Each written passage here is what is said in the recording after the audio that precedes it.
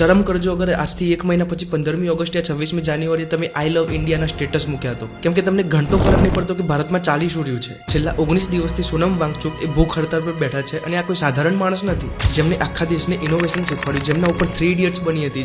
ફુંગસુક વાંગડું યાદ છે ને, આ સોનમ વાંગચુક ઉપર બની હતી. એ માણસ આજે દિલ્હીના જંતર મંતર ઉપર મરણ તોલ ભૂખ હડતાળ પર બેઠા છે. 9 કિલો વજન ઓછું થઈ ગયું છે અને પરિસ્થિતિ બહુ જ ગંભીર છે. છેલ્લા 7 વર્ષમાં 70 કરતા પણ વધારે પેપર લીક થયા છે ભારતમાં, અને આ ઓફિશિયલી અનઓફિશિયલી તો કેટલાય થયા હશે, અને એના લીધે 1.7 કરોડ એસ્પિરન્ટ્સને અસર થઈ છે. તો આ બહુ જ મોટો સવાલ ઉભો કરે છે આપણા જે એજ્યુકેશન મિનિસ્ટર છે ધર્મેન્દ્ર પ્રધાન એના ઉપર. 0.1% શરમ વધી હોત તો રિઝાઇન કરી દીધું. આ સ્ટુડન્ટ્સની જવાબદારી છે કે સરકારને પૂછે. એટલા દિગ્ગજ આટલા વૈજ્ઞાનિક સોનમ વાંગચુકને જવાબદારી લેવી પડી રહી છે, કેમ કે સ્ટુડન્ટ્સ પોતે સરકારને સવાલ કરે એવી બુદ્ધિ જ નથી. એક દિવસ ખાલી ભૂખ્યા રહીને બતાવ. આ માણસ 19 દિવસથી ભૂખ્યો છે. આપણે કદાચ સિસ્ટમથી ડરી ગયા છે યા પછી કમ્ફર્ટ ઝોનમાં આપણે એટલા ઘૂસી ગયા, એટલા આંધળા થઈ ગયા છીએ કે સવાલ કરવા જ નહીં માંગતા. સરકાર સંવાદ કરવા જ તૈયાર નથી અને જનતા મૌન છે. તમે જીડી અગ્રવાલનું નામ નહીં સાંભળ્યું, કેમ કે ચાટુકાર મીડિયાએ તમારા સુધી આવવા નહીં દીધું. 2018માં ગંગા નદીને બચાવવા હરિદ્વારમાં 111 દિવસનો ઉપવાસ કરીને મરી ગયા. બહુ જ મોટા વૈજ્ઞાનિક હતા અને સરકારે સાંભળી પણ નહીં. એ નદીમાં ચાલતા વિનાશક જળ વિદ્યુત પ્રોજેક્ટ્સના લીધે નદી ગંદી થઈ રહી હતી. આ અજોડ વૈજ્ઞાનિક જીડી અગ્રવાલે ગંગા માટે સુરક્ષા કાયદો પસાર કરવાની માંગ કરી. દુઃખની વાત એ છે કે સરકારની ઉદાસીનતાના કારણે 11 ઓક્ટોબર 2018ના દિવસે